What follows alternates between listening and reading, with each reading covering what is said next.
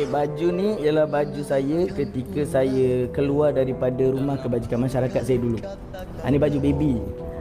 Kalau boleh nampak kan, baby nampak kat sini baju tu ada tulis BB. Maksudnya bayi baru. So ini ialah baju yang mak ayah saya, mak ayah angkat saya, mak saya, dia dukung saya tu, itulah baju saya keluar. So mak saya simpan lagi sampai sekarang baju ni. Sebab ni kira kenangan terakhir saya dekat rumah kebajikan tu lah. Dan kasut ni ialah kasut sumbangan yang orang lain bagi. So sebelah besar, sebelah kecil. Dia memang saya dia macam gitu.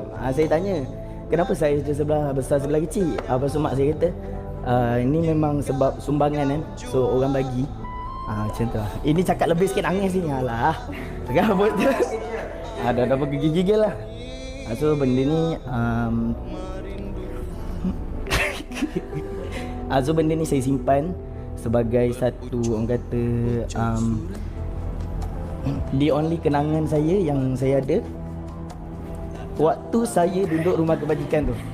Macam gitu. Terima kasih mak ayah sudi orang kata ambil adik yang orang kata tak dari mana-mana ni, tak tahu anak siapa yang empunya tu tak tahu, tapi sudi jaga, besarkan. Terima kasih banyak.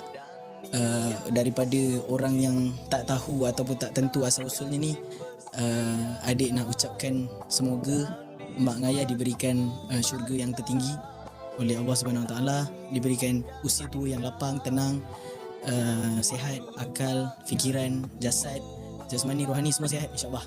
Sihat selalu mak ayah. Terima kasih banyak.